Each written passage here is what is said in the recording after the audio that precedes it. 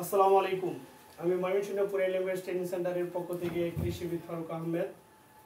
আজকের যে আমাদের কোরিয়ান ভাষার যে গুরুত্বপূর্ণ একটা ক্লাস, এই ক্লাসটা আমরা আজকে কোরিয়ান ভাষার যে গুরুত্বপূর্ণ একটা ক্লাস, এই ক্লাসটা আমরা আজকে নেব। সেটা হচ্ছে বাচ্চিম সম্পর্কে। আমি আগের ক্লাসে আপনাদেরকে যে টপিক দিয়েছিলাম সেটা হলো স্বরবর্ণ এবং ব্যঞ্জনবর্ণ। স্বরবর্ণ, ব্যঞ্জনবর্ণ, তারপর হচ্ছে যুক্ত স্বরবর্ণ এবং যুক্ত ব্যঞ্জনবর্ণ।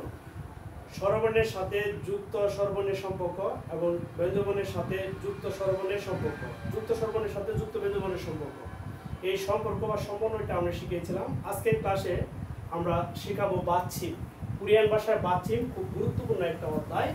আর এই বাচ্চিম আমরা যদি ইনশাআল্লাহ ক্লিয়ার করি, বাচ্চিম যদি ক্লিয়ার করি, তাহলে সেই ক্ষেত্রে মনে করেন যে আমাদের কোরিয়ান ভাষা রিডিং করার যে 80% যে শুদ্ধভাবে কোরিয়ান ভাষার পড়ার, শুদ্ধভাবে কোরিয়ান ভাষা রিডিং করার সক্ষমতা ইনশাআল্লাহ অর্জন করব।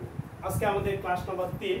আমরা ক্লাস নাম্বার 3 শুরু করব হানগুক ও কোরিয়ান ভাষার বাচ্চিম। Very very important. তাহলে সবার আগে আমরা জানি বাচ্চিমটা কি। যে বাচ্চিম হলো যে স্বরবর্ণ এবং ব্যঞ্জনবর্ণ সমন্বয় করার সময়, স্বরবর্ণ এবং ব্যঞ্জনবর্ণ সমন্বয় করার সময় যে ব্যঞ্জনবর্ণ কোনো শব্দের নিচে বসে তাকে বাচ্চিম বলে। আমরা বাচ্চিমের সংজ্ঞা দিলাম। স্বরবর্ণ এবং ব্যঞ্জনবর্ণ সমন্বয় করার সময় যে ব্যঞ্জনবর্ণ কোনো শব্দের নিচে বসে তাকে বাচ্চিম বলে। দ্যাট মিনস আমি আরটা যে স্বরবর্ণের প্রথমত দুই প্রকার, বাচ্চিম প্রধানত দুই প্রকার। সেটা হলো যে একটা যে যুক্ত বাচ্চিম দুই প্রকার, এটা হলো একক বাচ্চিম এবং জোড়া বাচ্চিম। একক বাচ্চিম, দুই হলো জোড়া বাচ্চিম, তাহলে আমি কি বললাম যে একক বাচ্চিম এবং জোড়া বাচ্চিম, এই দুই প্রকার বাচ্চিম আমরা কোরিয়ান ভাষায় পেয়ে থাকি। যে সর্বপ্রথম আমরা বললাম বাচ্চিম কাকে বলে। বাচ্চিমের সংখ্যাটা হলো যে স্বরবর্ণ এবং ব্যঞ্জনবর্ণ সমন্বয় করার সময় বা সংযুক্ত করার সময় যে ব্যঞ্জনবর্ণ কোন শব্দের নিচে বসে তাকে বাচ্চিম বলে। আর এই বাচ্চিম দুই প্রকার, একটা হচ্ছে একক বাচ্চিম এবং জোড়া বাচ্চিম। একক বাচ্চিমের সংজ্ঞা যে একটি মাত্র যে একটি কোরিয়ান বর্ণ লেখার সময়, কোরিয়ান শব্দ লেখার সময় একটি মাত্র বর্ণ যদি কোন শব্দের নিচে বসে তাকে একক বাচ্চিম বলে।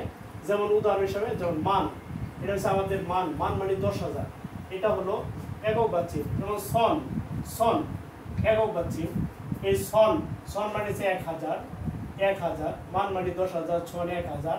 এরকম এই যে মত মানে কি, এই মত এটা একক বাচ্চিম, এটা একক বাচ্চিম, এটা হচ্ছে একক বাচ্চিম। একটি মাত্র ব্যঞ্জনবর্ণ কোনো শব্দের নিচে বসে থাকলে একক বাচ্চিম বলে। আর জোড়া বাচ্চিমের ক্ষেত্রে হচ্ছে দুইটি ব্যঞ্জনবর্ণ কোনো শব্দের নিচে একসাথে বসলে,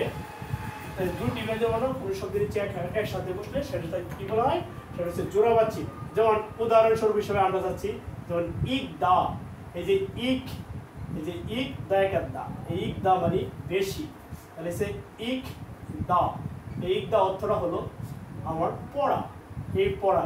এই যে দুইটা রিয়েল ঘিউ, এটা দুইটা ব্যঞ্জনবর্ণ বাচ্চিম হিসেবে পড়ছে। তাহলে আমরা জোড়া বাচ্চিম আরেকটা যদি উদাহরণ দিই, এক্সাম্পল, যেমন মনে করেন এটা যে কি মানি অর্থ কি বেশি, তাহলে দুইটা ব্যঞ্জনবর্ণ মানি, ময়াকার দিনটা নয় সে নি, এই মানি অর্থ হচ্ছে বেশি, মানি অর্থ হচ্ছে বেশি। তাহলে আমরা দুইটি ব্যঞ্জনবর্ণ একসাথে কোন শব্দের নিচে বাচ্চিম হিসেবে বসলে তাহলে যুক্ত বাচ্চিম। একটি ব্যঞ্জনবর্ণ কোন শব্দের নিচে যদি বসে তাহলে সে একক বাচ্চিম। তাহলে আমরা বাচ্চিম ছিলাম এবং বাচ্চিমের এক্সাম্পল ছিলাম। এবার আসি আমরা যে কোন শব্দগুলো আমরা বলছি যে ব্যঞ্জনবর্ণ সর্বদাই বাচ্চিম হিসেবে বসে। কখনো যে কোরিয়ান ভাষায় কখনো এই স্বরবর্ণ কখনো বাচ্চিম হিসেবে বসবে না, ব্যঞ্জনবর্ণ সর্বদাই বাচ্চিম হিসেবে বসবে। সেই ক্ষেত্রে তিনটি ব্যঞ্জনবর্ণ কখনো বাচ্চিম হিসেবে বসে না। এটা হলো আপনার সাং দিগুত্ত, সাং বিউ প আর সাং জিউত, এটা হলো চ, ত প চ, এরা কখনো বাচ্চিম হিসেবে বসবে না। তাহলে আমরা আগে শিখছি যে স্বরবর্ণ যদি বাচ্চিম হিসেবে, ব্যঞ্জনবর্ণ যদি বাচ্চিম হিসেবে বসে, তাহলে আমরা ব্যঞ্জনবর্ণ হলো আমাদের 19টার মধ্যে 3টা বাদ, তাহলে হবে কয়টা, 16টা। আর এই 16টা ব্যঞ্জনবর্ণ আমরা বাচ্চিম হিসেবে বসবে 7 রকমের। 16টা ব্যঞ্জনবর্ণ যদি বসে তাহলে 7 রকমের উচ্চারণ হবে, 7 রকমের উচ্চারণ হবে। তাহলে আমি কি শিখলাম যে আমরা শিখলাম বাচ্চিম স্বরবর্ণ এবং ব্যঞ্জনবর্ণ সমন্বয় করার সময় যে ব্যঞ্জনবর্ণ কোনো শব্দের নিচে বসে তাকে বাচ্চিম বলে। আর বাচ্চিমকে আমি বললাম দুই প্রকার, এটা হচ্ছে একক বাচ্চিম এবং জোড়া বাচ্চিম। আমরা একক বাচ্চিম হিসেবে উদাহরণ দিচ্ছি যে একটি ব্যঞ্জনবর্ণ যদি কোনো শব্দের নিচে বসে তাকে একক বাচ্চিম। যেমন আমরা এক্সাম্পল দিয়েছি মান, তারপর হচ্ছে সন, তারপর হচ্ছে মত মানে কি। এরকম জোড়া বাচ্চিম ইকদা দুইটি ব্যঞ্জনবর্ণ কোনো শব্দের নিচে একসাথে বসলে তাকে জোড়া বাচ্চিম বলে। যেমন কি ইকদা, পরে হচ্ছে মানি, বেশি, এরকম এক্সাম্পল। আর আমরা বলছি যে 19টি ব্যঞ্জনবর্ণ মাঝে 3টি ব্যঞ্জনবর্ণ কখনো বাচ্চিম হিসেবে বসবে না। এই 3টি কি কি? শান, দিগু, ত, প এবং চ, এরা কখনো বাচ্চিম হিসেবে বসবে না। এরা কখনো বাচ্চিম হিসেবে বসবে না। তাহলে আমি বলছি যদি এই 3টা যদি বাচ্চিম হিসেবে না বসে, তাহলে আমাদের বাচ্চিম হিসেবে বসবে 16টি বর্ণ, 16টি ব্যঞ্জনবর্ণ। এই 16টি ব্যঞ্জনবর্ণের উচ্চারণ হবে 7 রকমের। এবার আমরা 16টি ব্যঞ্জনবর্ণের 7 রকমের উচ্চারণের একটা তালিকা দেব। এক্সাম্পল হিসেবে আমরা 16টি ব্যঞ্জনবর্ণের একটা তালিকা দেব। এই তালিকাটা হলো যে প্রথমে আমরা একটা তালিকা আছে ক্রমিক সংখ্যা, এটা দিলাম ক্রমিক সংখ্যা, তারপরে হচ্ছে ক্রমিক নং, তারপর হচ্ছে কোরিয়ান বর্ণমালা উচ্চারণ, তারপরে দিব যে উদাহরণ, এটা হচ্ছে কি উদাহরণ। আর এটা হলো বাংলা বর্ণ উচ্চারণ, বাংলা, তারপর হচ্ছে কি বর্ণ উচ্চারণ, বাংলা বর্ণ উচ্চারণ। তাহলে এই 16টার আমরা ক্রমিক নাম দিলাম। 1 নাম্বার হলো, যেমন আমরা হচ্ছে 1 নাম্বার হচ্ছে গিউক। এই গিউক মানে কি? ক। গিউক হলো কি? ক। এই গিউক, গিউকের শেষে উচ্চারণ ক আছে, শেষে ক উচ্চারিত হয় এরকম বর্ণ হলো আমার 3টা, গিউক, তারপরে সাং গিউক আর হচ্ছে খিউ। এরা যদি কোনো শব্দের নিচে বসে তাহলে উচ্চারণ হবে কি? তাহলে উচ্চারণ হবে আমার ক। আমি বলছি গিউক যদি কোনো শব্দের নিচে বসে তাহলে উচ্চারণ হবে ক। এরকম শেষে গিউক উচ্চারিত হয় এরকম কোরিয়ান ভাষায় বর্ণ আছে 3টা, এটা হচ্ছে গ, গিউক, সাং গিউক, ক আর হচ্ছে খিউ।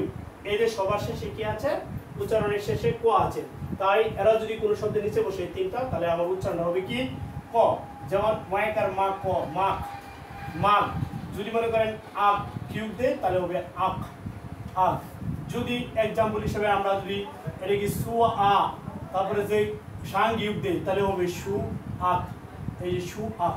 অর্থাৎ যা বসাবো তাই এখানে আমাদের কিসে উচ্চারিত হবে? আমাদের উচ্চারিত হবে ক হিসাবে। নাম্বার 2 এক্সাম্পল 2 হলো নিউন। নিউনের শেষে উচ্চারণ হচ্ছে দন্তান্ন, নিউন। নিউন যদি কোনো শব্দের নিচে বসে তাহলে নিউনই হবে। যেমন কি আমি বলি সান, এই সান, সান হচ্ছে পাহাড়, সান, তারপর হচ্ছে মান, তারপর হচ্ছে শাল, দন্ত হচ্ছে সান। এই যে এইরকম এরকম জান, যা নিউন যদি কোনো শব্দের নিচে বসে তাহলে সেটার উচ্চারণ হবে দন্তান্ন থাকবে। আর ক্রমিক নং 3 আছে আমাদের মিউম। মিউম হলো ম। এই মিউমের শেষ উচ্চারণ হচ্ছে ম। আর মিউম একাই, তার কোনো সাথে আর মিউম উচ্চারিত হয় এরকম কোনো বর্ণ কোরিয়ান ভাষায় নেই ইনশাআল্লাহ। এখন আমরা এই যে যেমন কি যে সাম, সাম অর্থ হচ্ছে 3, এরকম সাম অর্থ 3, এরকম ভূম, ভূম অর্থ হচ্ছে বসন্ত, এরকম ভূম অর্থ বসন্ত, সাম 3, এরকম ভাম, ভাম অর্থ হচ্ছে রাত্র। এরকম যদি মিউম কোন শব্দের নিচে বসে তাহলে সেটা উচ্চারণ হবে কি? ম। তারপরে নাম্বার 4 হচ্ছে রিউল। রিউলের শেষে উচ্চারণ হচ্ছে ল। রিউল যদি কোনো শব্দের নিচে বসে তাহলে উচ্চারণ হবে কি? রিউল। রিউল মানে র। এর যদি কোনো শব্দের নিচে বসে তাহলে উচ্চারণ হবে কি? ল। যেমন কি শাল, এই যে শাল, শাল বয়সের বছর। মাল, মাল হলো কোরিয়ান ভাষা বা ঘোড়া, এরকম মাল। এরকম ফুল, এরকম ফুল, ফুল হচ্ছে আগুন। অর্থাৎ যদি কোনো শব্দের শেষে রিউল থাকে তাহলে ওই উচ্চারণটা যদি রিউল বাচ্চিম হিসেবে বসে কোনো শব্দের নিচে তাহলে উচ্চারণ হবে কি? র। এরকম র হিসেবে উচ্চারিত হবে। 5 নম্বর হচ্ছে আমার মনে করেন দ্বিগুত। এই দ্বিগুতের উচ্চারণ হচ্ছে ত। দ্বিগুত যদি কোনো শব্দের নিচে বসে তাহলে উচ্চারণ হবে ত। এরকম ত উচ্চারিত হয় শব্দ আছে 7টা, দ্বিগুত, থিউত, তারপর হচ্ছে হিউত, সিউত, জিউত, তারপর শিউত, এরকম সাং শিউত, সাং শিউত। এই 7টা যদি কোনো শব্দের নিচে বসে তাহলে সে দ্বিগুত, দ্বিগুত, তার থিউত। আমরা কোরিয়ান ভাষা শিখছি যেহেতু বাংলার মাধ্যমে, এই জন্য আমরা এই উচ্চারণগুলোকে আমরা এই বর্ণগুলোকে আমরা বাংলার মাধ্যমে শিখব। যেমন দ্বিগুত ত, থিউত থ, হিউত হ, শিউত স, এবং কি জিউত জ, আর হচ্ছে সিউত স, আর শিউত হলো তালব্য। এরা যদি কোনো শব্দের নিচে বসে তাহলে উচ্চারণ হবে আমার ত। যেমন আমি যদি বলি ময়কার মা, এটা ত, তাহলে মা, মা। এরকম যদি আত যদি হ দিই তাহলে আতই হবে, আত। আত, যেমন ঈদ, এই যে ঈদ দয়াকার দা, এই ঈদ দা হচ্ছে থাকা, তাহলে এখানে আমার উচ্চারণ হলো ঈদ দা থাকা। অর্থাৎ এই 7টি বর্ণ যদি কোন শব্দের নিচে বা চিহ্ন হিসেবে বসে তাহলে সাউন্ড আসবে আমার ত। এইগুলো নাম্বার 6 ইয়ং হলো আইএনজি সাউন্ড আসবে, ইয়ং ইংলিশে ইয়ং পুনিশর আইএনজি সাউন্ড আসবে, যেমন কি মাং হচ্ছে বাং অর্থ পক্ষ, এরকম পাং অর্থ রুটি, এরকম তাং অর্থ মাটি, অর্থাৎ আইএনজি সাউন্ড আসবে, ইয়ং যদি কোনো শব্দের নিচে বা চিহ্ন হিসেবে বসে তাহলে সাউন্ড আসবে কি আমার সাউন্ড আসবে আইএনজি সাউন্ড আসবে। এক্সাম্পল হিসেবে আমরা দিলাম। তারপর নাম্বার 7 আছে আমার ভিউ। এই ভিউটা হলো 7 উচ্চারণ হচ্ছে প, আর লাস্টের উচ্চারণ হচ্ছে প। ভিউ যদি কোনো শব্দের নিচে বসে তাহলে উচ্চারণ হবে কি, তাহলে প উচ্চারিত হবে। এরকম শব্দ আছে আমার দুইটা, এটা হচ্ছে ভিউ আর হচ্ছে ফিউ। এরা যদি কোনো শব্দের নিচে বসে তাহলে উচ্চারণ হবে প। যেমন বয়াকার বা প, বাপ, একই শব্দ যখন বা চিহ্ন হিসেবে বসছে তখন সেটা উচ্চারণটা ভিন্ন হয়ে গেছে। তাহলে বয়াকার বা প বাপ, বয়াকার বা প বাপ হতো বাদ কোরিয়াতে। পরে ময়াকার মা যদি ফ থাকে তাহলে সে মাপ, ময়াকার মা প মাপ। এই হলো আমার 7টা। আমি বলছিলাম যে বাচ্চিম 2 প্রকার, এটা জোড়া বাচ্চিম আর হচ্ছে একক বাচ্চিম। আমরা এই প্রত্যেকক্ষণ যে বাচ্চিমটা পড়ছি সেটা হচ্ছে একক বাচ্চিম এবং তার প্রয়োগ যে 16টি ব্যঞ্জনবর্ণের বাচ্চিম উচ্চারণ 7 রকমের। আর এই 16টি ব্যঞ্জনবর্ণের বাচ্চিম উচ্চারণ 7 রকমের আমি এক্সাম্পল সহ দিয়েছি। এখন দেখেন যে আমার যে 16টি বর্ণ হয়েছে, যে 7 রকম উচ্চারিত হয়েছে, এটা আমরা দেখি। 1 2 3 4, 1 2 3 4 5 6 7 8 9 10 11 12 13 14 15 এই 16, এই যে 16টা হলো আমার বর্ণ। তাহলে এই 16টি বর্ণ যদি আমরা কোন শব্দের নিচে উচ্চারণ করি তাহলে সেটা হবে কি, যে বাচ্চিম হিসেবে যদি বসে তাহলে সেটা হবে আমার একক বাচ্চিম। এখন এক্সাম্পল হিসেবে আমরা যদি এটা সুন্দর করে পড়ি বুঝি 3 বার, প্রিয় শিক্ষার্থীরা আপনারা 3 বার এই বাচ্চিম তালিকা, এই 7 রকমের বাচ্চিম তালিকা 3 বার লিখে 10 বার যদি মনোযোগ সহকারে পড়েন, আশা করি আর কখনো এই বাচ্চিম আপনাদের ভুল হবে না। এবার চলুন আমরা জোড়া বাচ্চিমে যাব।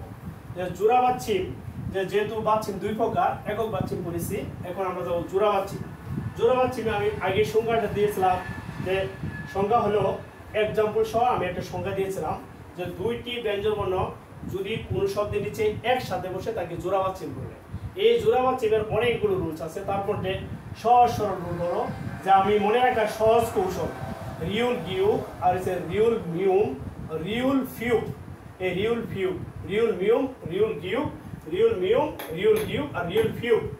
এই 3টি কোন শব্দের নিচে জোড়া বাচ্চিম হিসেবে বসলে তাহলে দ্বিতীয় বর্ণটি বাচ্চিম হিসেবে উচ্চারিত হবে। এই 3টি জোড়া বাচ্চিম কোন শব্দের নিচে, 3টি জোড়া বাচ্চিম কোন শব্দের নিচে, আবার বলতেছি 3টি জোড়া বাচ্চিম, রিউল গিউ, রিউল মিউম এবং রিউল ফিউ, এরা যদি কোন শব্দের নিচে জোড়া বাচ্চিম হিসেবে বসে তাহলে এটা হবে সর্বদাই দ্বিতীয় বর্ণটি বাচ্চিম হিসেবে উচ্চারিত হবে, দ্বিতীয় বর্ণটি। আর বাকি সব জোড়া বাচ্চিমের ক্ষেত্রে আমার প্রথম বর্ণটি বাচ্চিম হিসেবে উচ্চারিত হবে, তাহলে আমি কি বললাম যে রিউল গিউ এবং রিউল মিউ আর হচ্ছে রিউল ফিউ, এই 3টি বর্ণ যদি কোনো শব্দের নিচে বাচ্চিম হিসেবে বসে তাহলে দ্বিতীয় বর্ণটি সর্বদাই বাচ্চিম হিসেবে উচ্চারিত হবে। আর বাকি সব জোড়া বাচ্চিমের ক্ষেত্রে প্রথম বর্ণটি বাচ্চিম হিসেবে উচ্চারিত হবে। এটা সবচেয়ে সহজ কৌশল। এছাড়াও আমাদের বাচ্চিমের অনেক এই রুলস আছে, এই রুলসগুলো আমি ইনশাল্লাহ নেক্সট ক্লাসে আপনাদেরকে দিব। নেক্সট ক্লাসে আমরা যে পরবর্তী একটা ক্লাস ইনশাল্লাহ আগামীকাল, এই ক্লাসটা আমি আপনাদের ইনশাল্লাহ যে ক্লাসটাও বেটাতে দিব। যে আজকে এই পর্যন্ত শেষ করছি, যে বাচ্চিমের সহজ কৌশল এবং কোরিয়ান ভাষা শুদ্ধ রূপে রিডিং করার কৌশল, যে এই বাচ্চিম আমরা সহজ পদ্ধতিতে শিখলাম। প্রিয় শিক্ষার্থীরা, আশা করি আপনারা খুব মনোযোগ সহকারে আপনারা আমরা যে কৌশলটা শিখিয়েছি এই সুন্দর করে এই কৌশলটা সহজ পদ্ধতিতে কোরিয়ান ভাষা শেখার যে কৌশল, এই কৌশলটা অবলম্বন করে আপনারা প্রতিদিনই আমাদের সাথে থাকবেন। আমাদের ইউটিউব চ্যানেল হচ্ছে MKLTC BD2 কোরিয়া আপনারা নিয়মিত ওইখানে আমাদের ক্লাসগুলো পাবেন। আবার বলতেছি MKLTC BD2 কোরিয়া, এটা আপনার লিখে সার্চ দিলেই আমাদের প্রোফাইল পেয়ে যাবেন। আর আমার ব্যক্তিগত ফেসবুক কৃষিবিদ ফারুক আহমেদ ইংলিশে লিখে সার্চ দিলে ইনশাআল্লাহ পেয়ে যাবেন, সেখানে আমাদের ক্লাসগুলো পাবেন। ধন্যবাদ। আজকের মতো এখানে বিদায় নিচ্ছি। MKLTC Mymensingh Korean language training সেন্টারের পক্ষ থেকে আমি কৃষিবিদ ফারুক আহমেদ, প্রতিষ্ঠাতা পরিচালক ও সিনিয়র প্রশিক্ষক কোরিয়ান ভাষা। আসসালামু আলাইকুম।